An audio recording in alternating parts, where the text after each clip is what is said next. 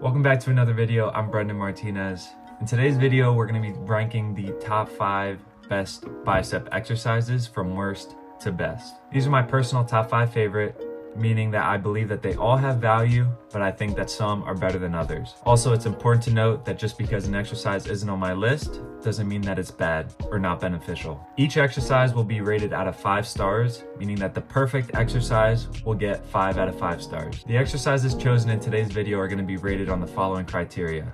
The first thing I want to look at are EMG studies, looking at muscle recruitment throughout the exercise. Number 2 is going to be personal enjoyment.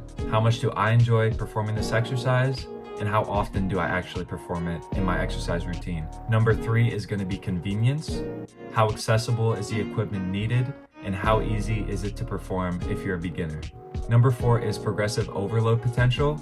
How easy or difficult is it to increase the load consistently? Knowing this criteria, let's jump into the exercises. After we go over my top 5 favorite exercises, I'm going to go over my least favorite bicep exercise. And this is an exercise that you should probably avoid, so you're going to want to stick around and see what it is. Starting it off at number 5, we have easy bar curls with a wide grip. This exercise got 2.5 stars out of 5. And the benefit of this exercise is the grip of the easy bar actually puts less strain on your wrists, and it allows you to work your grip strength in your forearms more throughout this exercise. This is a huge bonus when training biceps, that you get the increased grip strength training and forearm training as well. Another benefit of this type of curl is that it actually has a different range of motion, meaning it works your short head of your biceps rather than when you use a straight bar for a dumbbell curls. This exercise is very accessible and it is available in almost every single gym. The upside of easy bar is that it has increments of 10 pounds. So it's very easy to progressively increase your load as you get stronger.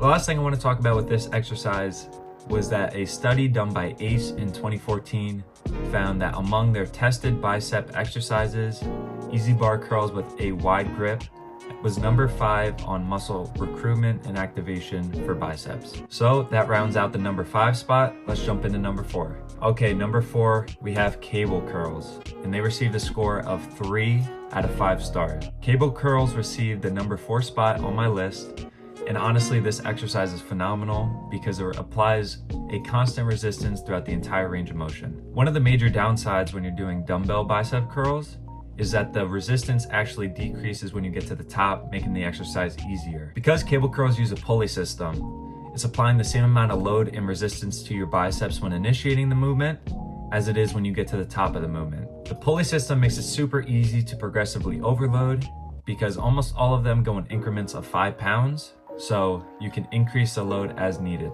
In the same study performed by ACE, they found that there was higher muscle recruitment and tension on the biceps during this exercise compared to easy bar wide grip curls. For all of these reasons, this exercise got the number 4 spot on my list. Okay, let's jump to number 3, which are chin-ups. And they received a score of 3.5 stars out of 5. Chin-ups are one of the best exercises to overload your biceps, and assuming that you can do 1 rep using body weight, you are doing more load than any of these other exercises combined.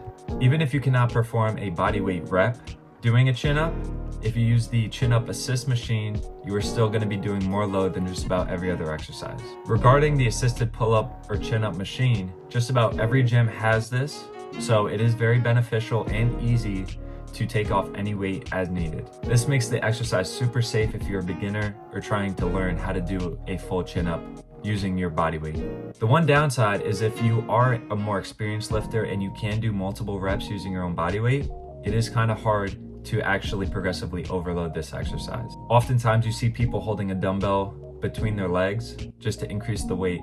But if you do have a weight belt, this makes it much safer and easier to increase your resistance. That is definitely a barrier though, because majority of people don't have that weight belt to hold the weight. So you're kind of required to just hold the weight between your legs. ACE found that this exercise had the same muscle recruitment as cable curls. However, because of the limitations I listed above, this exercise got the number 3 spot on my list. Coming in at number 2, we have concentration curls, and they received a score of 4 out of 5 stars. After looking at several studies looking at EMG activation for the biceps throughout several different bicep curl activities, concentration curls repeatedly were in that number 1 position. However, I'll explain why they didn't get the #1 spot. Concentration curls are amazing if done properly. However, the issue is the majority of people do these incorrectly. When doing this exercise, elbow position matters greatly, and it actually makes a difference between a strict bicep curl or actually creating a lever, making the exercise much easier. When you place your elbow on top of your leg, it's creating that lever like I just mentioned, making the exercise much easier for the biceps and decreasing the load. If you place your elbow inside of your thigh, it's going to make that strict bicep curl, which is the goal. We don't want any help from other muscles decreasing the amount of work that the biceps have to do. Concentration curls require very little equipment, and all you need is a dumbbell and a seat. So I would say that pretty much all gyms have this, at least I hope anyways.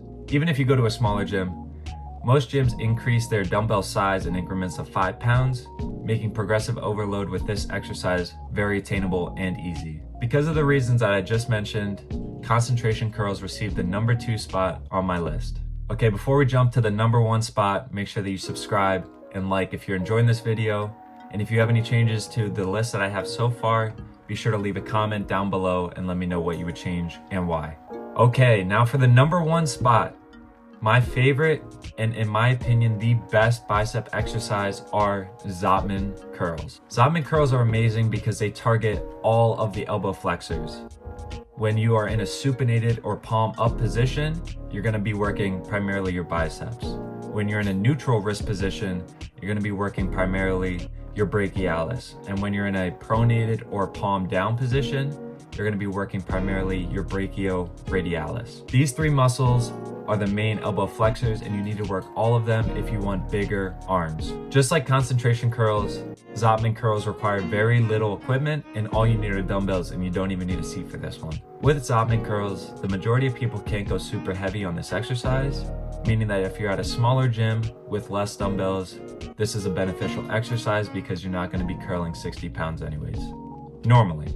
Fortunately, I couldn't find any EMG studies conducted when doing the Zottman curl. However, I would be very curious and interested to see a research article done on this in the future. So that wraps up my top 5 list. And just to summarize, #5, we had easy bar curls with wide grip. #4, we had cable curls. #3 were chin-ups. #2 were concentration curls. And at the #1 spot were Zottman curls.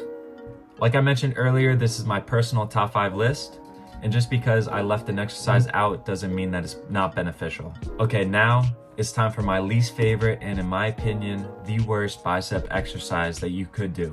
However, I do still believe that there are benefits to doing this exercise. However, if you're doing it solely for biceps, I believe that this is probably the worst one that you could do. And that exercise are bicep push-ups. I don't think this surprises anyone, as there has been extensive research and studies done on this exercise for bicep activation. The thought that putting your hands in a supinated position primarily targets the biceps throughout this exercise. And while physiologically that makes sense, unfortunately it doesn't put enough load or resistance through the biceps for this motion. This exercise also puts your wrists in a very extended position, so if you have any wrist issues, this can put a lot of strain on your wrist joint. This exercise will primarily work your pecs and your anterior deltoid. So it's still beneficial because you are getting muscle activation and recruitment for those 2 muscles. However, in terms of bicep activation and recruitment, it's not doing too much. In my opinion, there are so many other bicep exercises that you could choose over this one. Therefore, this is my least favorite and, in my opinion, the worst bicep exercise that you could do. Thank you so much for watching. I really hope you enjoyed today's video. Let me know what you think of my list down below in the comments, and if you have any changes, be sure to let me know what you would change and why. Be sure to subscribe for more fitness content and videos, and I'll see you in the next one.